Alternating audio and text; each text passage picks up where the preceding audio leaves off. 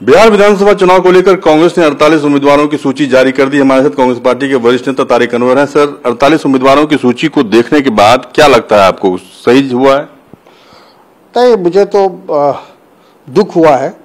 दुख इसलिए हुआ है कि मुझे लगता है कि जो मापदंड बनाया गया वो सही नहीं था, क्योंकि हमारे एक पूर्व विधायक और पूर्व पिछली बार जो चुनाव लड़े थे मात्र 113 वोट से हारे थे, उनकी टिकट काट दी गई।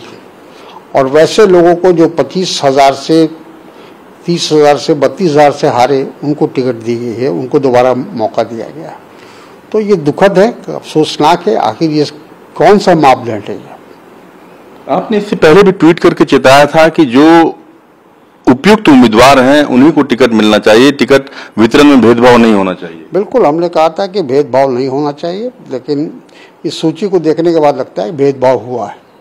अब आपको क्या लगता है कि आने वाले समय में जिस तरीके से कार्यकर्ताओं में एक असंतोष उभर कर सामने आया, पटना एयरपोर्ट पे हमने परसों देखा कि जिस तरीके से हाथापाई हुई, क्या कार्यकर्ताओं में गुस्सा है इस बात को लेकर? देखिए, नाराजगी तो होगी। अगर आप एक क्राइटेरिया मापदंड के हिसाब से अगर किसी का टिकट काटते हैं या किसी को टिकट देते हैं तो किसी को एतराज नहीं होगा। लेकिन अगर आप भेदभाव करेंगे और सिलेक्टिव करेंगे तो फिर उसमें लोगों की नाराजगी होती है। पहले फेज के चुनाव के नॉमिनेशन का आज आखिरी दिन है, अभी तक महागठबंधन ने सीट शेयरिंग का फॉर्मूला पेश नहीं किया है। ये भी दुखद है, क्योंकि हमको लगता था कि पहले चरण के नॉमिनेशन से पहले तमाम मामले तय कर लिए जाएंगे और गठबंधन एकजुट होकर मैदान में उतरेगा। हालांकि हम इस उम्मीद करते हैं कि अभी विड्रॉवल का टाइम है बचा हुआ, विड्रॉवल ख़त्म होने से पहले इन मामलों को निपटा लिया जाएगा। आपने कल कहा कि मुख्यमंत्री का घोषणा करना जरूरी नहीं है क्योंकि एनडीए भी घोषणा नहीं कर रही है। बिल्कुल, आज जो वो बात स्पष्ट हो गई कि अमित शाह जी का बयान आ गया कि चुनाव के बाद मुख्यमंत्री का फैसला होगा।